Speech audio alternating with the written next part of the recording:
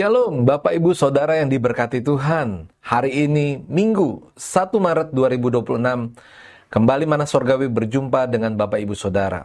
Kita akan memasuki pembahasan seminggu bersama Ahazia, Raja Yehuda. Hari ini adalah hari yang pertama dan renungan berjudul Si Bungsu yang Berkesempatan. Mari kita membaca firman Tuhan dari 2 Tawarik 22 ayat pertama.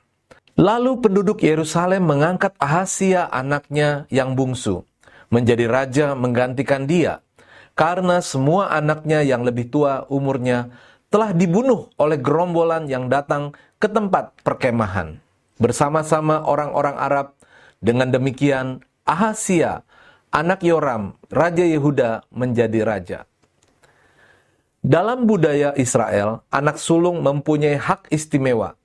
Salah satunya adalah posisi kepemimpinan di dalam keluarga.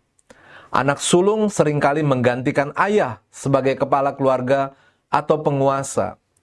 Itulah sebabnya ketika seseorang menjadi raja, dia akan menyiapkan anak sulungnya untuk menggantikan dia menjadi raja ketika dia meninggal. Namun kali ini kita melihat hal yang lain.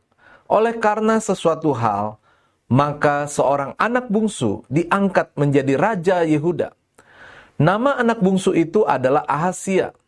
2 Tawarik 22 ayat yang pertama bagian A berkata, lalu penduduk Yerusalem mengangkat Ahazia anaknya yang bungsu menjadi raja menggantikan dia. Ahazia memang mempunyai beberapa kakak laki-laki.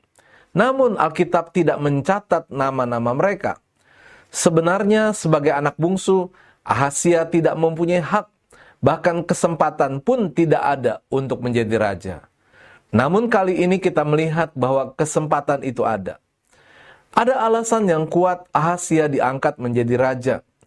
2 Tawarik 22 ayat 1 bagian B berkata, karena semua anaknya yang lebih tua umurnya telah dibunuh oleh gerombolan yang datang ke tempat perkemahan bersama-sama orang-orang Arab. Kesempatan bagi Ahazia untuk menjadi raja karena kakak-kakak laki-lakinya dibunuh oleh orang-orang jahat. Gerombolan orang yang datang bersama-sama orang Arab ke perkemahan adalah orang-orang Filistin yang tampaknya merupakan gerombolan pencuri dan perampok seperti yang tertulis dalam Septuaginta. Mereka kejam dan biadab, sebagaimana yang mereka tunjukkan dengan perbuatan mereka dalam membunuh setiap orang yang mereka hadapi, termasuk kakak-kakak Ahazia.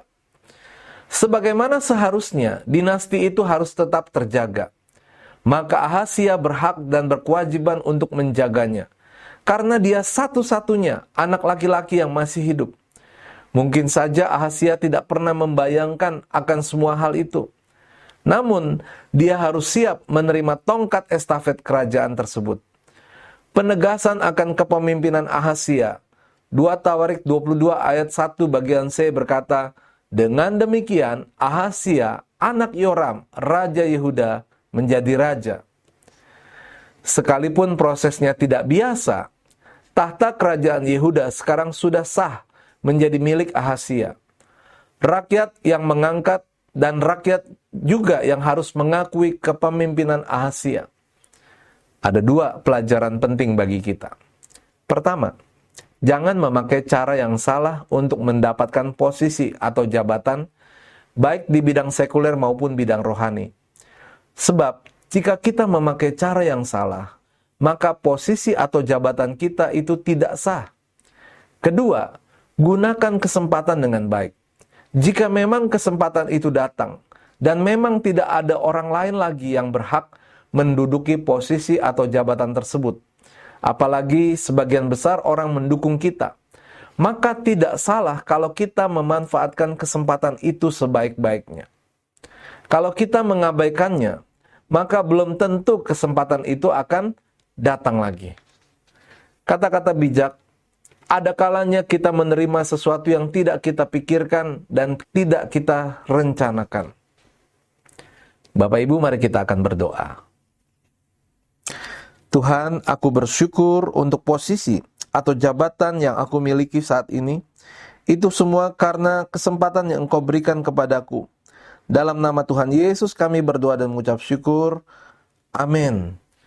Puji Tuhan, kami senang renungan ini menjadi inspirasi, berkat buat Bapak Ibu semuanya. Tuhan Yesus memberkati.